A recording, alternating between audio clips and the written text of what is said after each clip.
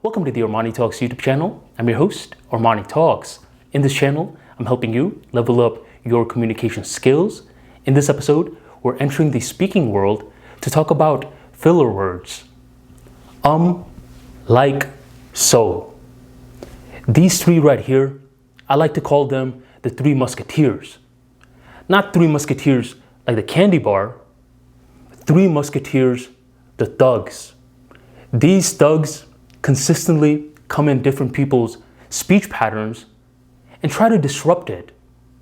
These three Musketeers are the highest culprit filler words that most people use. Like, so. But don't let the three Musketeers fool you. There's plenty more different filler words out there. What is a filler word? A filler word is a word which does not enhance the meaning of the message in any sort of way. And I want to give you a very strange analogy to make everything click. Jesslyn and Rohit, they just got married and they just had their first ever baby. This baby, in the initial stages, is doing a whole bunch of goo goo, gaga, goo goo, gaga. In the initial stages, Jesslyn and Rohit are ecstatic. Look at this baby attempting language. This baby, it's going places.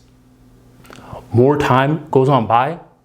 The baby continues to say goo goo, gaga, goo goo, gaga. At this point, Jesslyn and Rohit, they've heard it already. All right, baby, you're still giving us some joy, but go on with it. More time goes on by, and the baby at this point says goo goo, gaga, goo goo, gaga, mama, dada. This is different, and once again, Jesslyn and Rohit are feeling ecstatic. Can you tell me why? Of course I can tell you why. The reason that Jesslyn and Rohit feel so ecstatic is because this baby just did real communication. What do you mean? The baby wasn't doing communication before? No, the baby was just saying a whole bunch of fluff before. What about now? Now the baby is saying meaningful messages. Mama, dada. This is the baby's first ever look into true communication, and this form of communication holds true in all walks of life, even with the radio. With the radio, when we are driving, for example, we're listening to music. When the music is something that we can hear, something that we can vibe to, that registers as mama, dada. When we go beyond a certain location, that's when the music starts to get all staticky.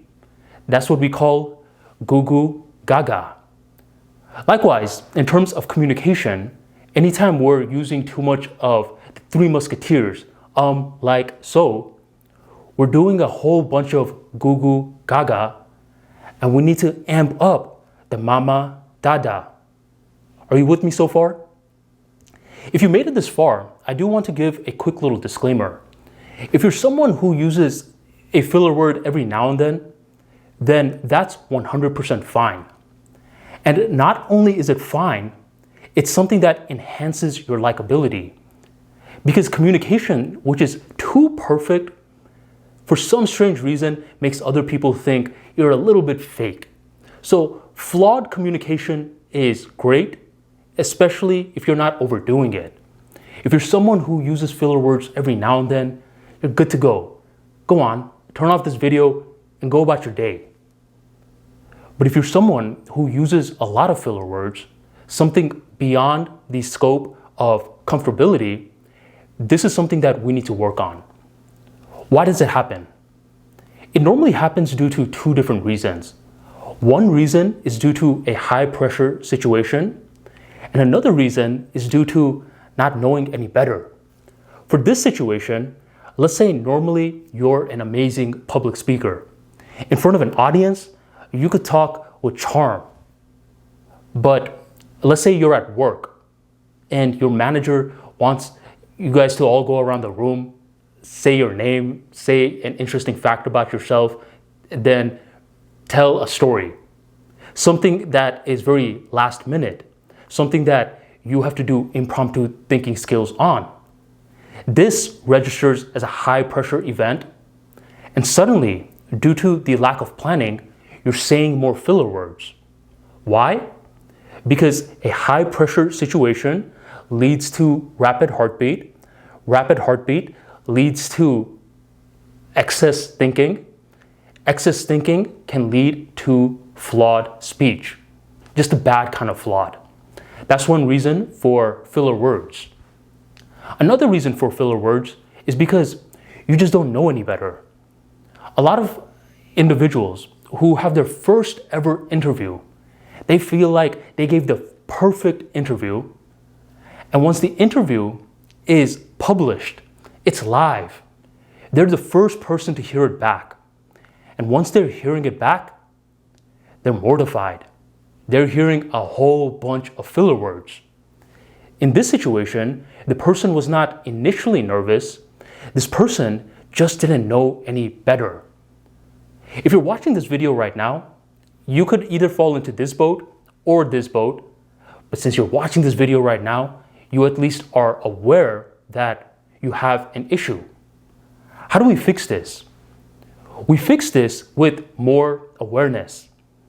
How can we give ourselves more awareness? We could either do it through pain, or we could either do it through comfort. Pain speeds up the process. Comfort still gets us to the end goal, but it's a little bit slower. So with pain, anytime that you notice yourself using a filler word, you gotta find an extremely sensitive area on your body and pinch yourself extremely hard. Why would I pinch myself? When you pinch yourself, what you do is you register pain into your brain with this particular word. The next time that you are about to use it, instead of using the word, you're going to be silent. The beauty about this step of you noticing every single time that you're about to use a filler word and insert a silence instead is that it kills two birds with one stone. One bird is how you are getting rid of the filler word, and the second bird allows you to embrace silences. Silences are a beautiful part of communication, and it should be leveraged. You don't always have to speak. This is the pain method. The comfort method is to get a clicker. I'm going to link a few potential clickers in the description box right on below, and you could check it out if you would like it. This clicker is something that you put into your pocket, and anytime that you notice yourself saying filler words, you just click it. What it does is it, at this point, brings conscious awareness to the act. The brain registers this conscious awareness, and once again, you insert a silence instead. Two birds, one stone again. You get rid of the filler word, plus you embrace silence. Cool, Armani. By the way, before you wrap up this video, which method did you use? I used the pain method. It came to a point where I kept pinching myself on the chest. Anytime I took my shirt off, I had this big bruise. This bruise was painful, yes. But another part of me felt battle-tested. I felt good because before, I used to use a whole bunch of filler words, and the darker that I saw this bruise getting, ironically, the less and less filler words that I would use. So I also got my eyes engaged as well, which further committed me to the task. Whichever path you do will ultimately lead you to the same goal. We don't want to be saying goo goo gaga too much. We want to say mama, dada, a little bit more. But even Rohit and Jesslyn respect the baby when they say goo goo gaga every now and then. And similarly, people will respect you if you say like so every now and then. Just don't overdo it. If you want more practical insights like this into the world of communication skills, be sure to join me for my free daily newsletter, which goes out every single day at 7 p.m. EST.